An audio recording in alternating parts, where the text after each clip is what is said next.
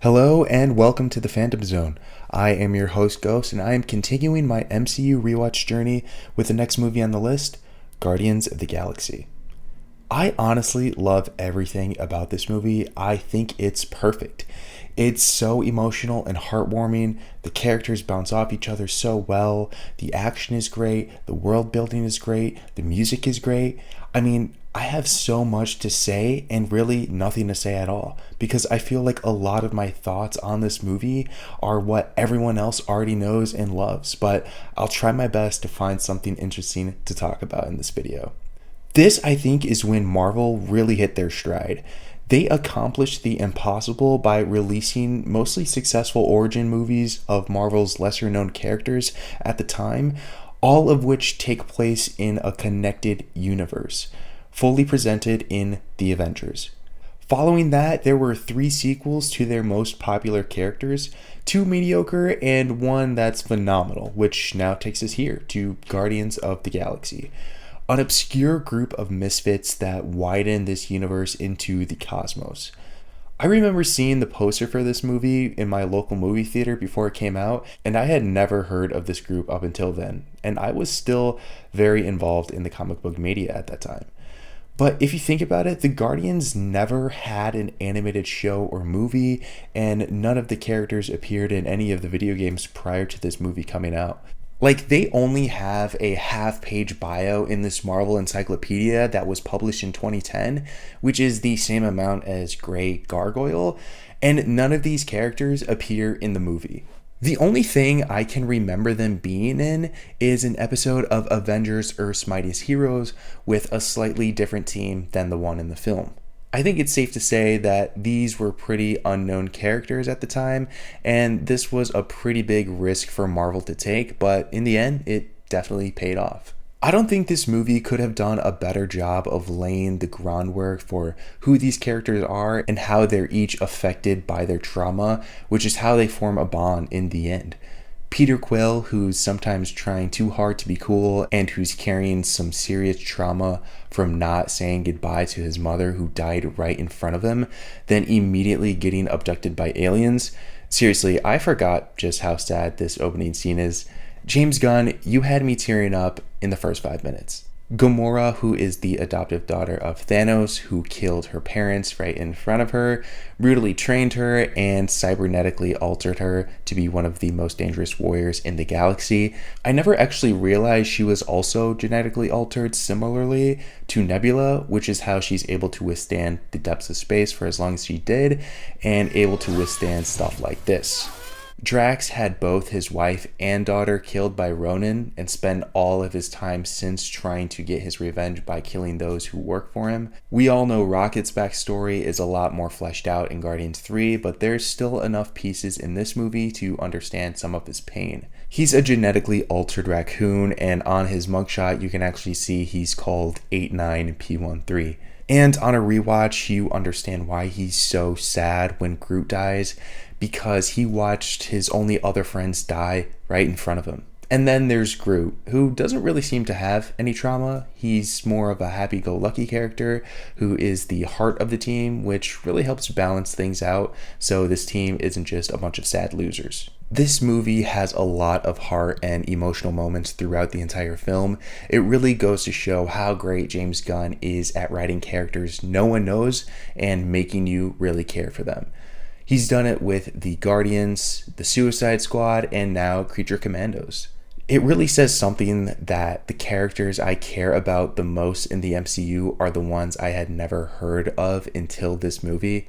The world building in this movie is actually pretty impressive. The Kree are this empire who don't really care how many people Ronan the Accuser kills, regardless of their peace treaty with the Nova Corps. I'm surprised we still haven't gotten the character Nova in the MCU, by the way. But Ronan agrees to work for Thanos by retrieving the orb for him, but then he betrays him after finding out that it's actually an Infinity Stone. Thanos appearing in this movie is pretty cool, considering that 2 of the characters in this movie are his adoptive children, and this also helps to keep the ongoing plot of Thanos and the Infinity Stones moving forward. I think adding Ronan in this movie is a good choice because not only is he a powerful and formidable antagonist for the Guardians, but he is a recognizable villain for the comic book fans. They absolutely nail his look from the comics. He somehow makes Drax look small, and him wielding an Infinity Stone makes him even cooler. We see the return of the Collector and his collection on Nowhere, which is a severed head of a Celestial. There's Cosmo the space dog, who we'll see in later movies, a Chitauri warrior from the Avengers, a dark elf from Thor the Dark World, these weird slugs from James Gunn's movie Slither. Howard the Duck is of course in the post-credit scene, but he can also be seen right here. And this looks like Beta Ray Bill, but we don't really see his face, probably on the off chance Kevin Feige wanted to use him in the future. Maybe in Thor 5, if that's still happening. I'm sure New Rockstars has a video of what's in literally every single box in this room, but these are just the ones that I recognized. I really like how this scene is just a great opportunity to throw in some Easter eggs for the fans. This is how you can tell James Gunn is actually a fan of the comics, because I came across this video of him basically coming up with the idea of using the Infinity Stones in this movie, which is pretty much what every movie after this was leading to. In the first Guardians of the Galaxy movie, the Collector explains the Infinity Stones in the Marvel Cinematic Universe for the first time. Can you name all 6 Infinity Stones? I wrote that scene in about an hour and a half. Just like came up with what the Infinity Stones were. Everything's based on that. But like, you know, we're thinking about putting the Power Stones. I'm like, oh, that's cool. That's the Collector had Power Stones, and I just made up this bullshit. That's what it is. Anyway, and that's how the Marvel Cinematic Universe came together. This is the first movie where it's explained what the Infinity Stones are, and I don't think Marvel always planned for this. I think the original idea was to have a series of connected movies that all come together in the Avengers, and everything else after that was kind of up in the air. Yes, Thanos appears at the end of Avengers, and the Tesseract was the object all these movies were based around, but I don't think they intended it or the scepter to contain Infinity Stones. I think the Tesseract was meant to be more like the Cosmic Cube, which was what Thanos was originally after in the comics before the stones came into canon.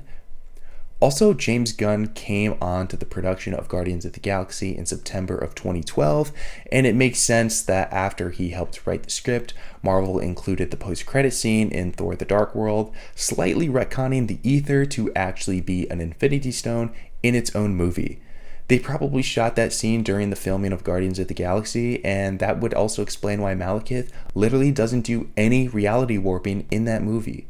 If it's true what James Gunn said about him writing the Infinity Stones in 90 minutes, that's pretty crazy that the entire idea of the MCU's Infinity Saga came from this man. Bro built the MCU and the DCU. Guardians of the Galaxy kind of ruined the needle drop in movies, at least for a while. This movie's soundtrack was so good and so popular that not only did it reach #1 on the US Billboard 200 and was nominated for Best Soundtrack at the Grammys, but it also started a trend in a lot of movies after this to chase those viral moments with music in movie scenes. Deadpool, Suicide Squad, Baby Driver are just a few examples that all heavily used licensed music throughout their films, some better than others. Overall, I think this movie is peak. Coming off the back of Winter Soldier, Marvel had back-to-back home runs in my opinion. I don't think there's anything you could change about this movie to make it better. It's perfect. With that said, I think that's going to do it for me in this one. If you made it this far, please give this video a like and be sure to subscribe so you don't miss next week's video. Thank you so much for watching, and I'll see you in the next one. Bye.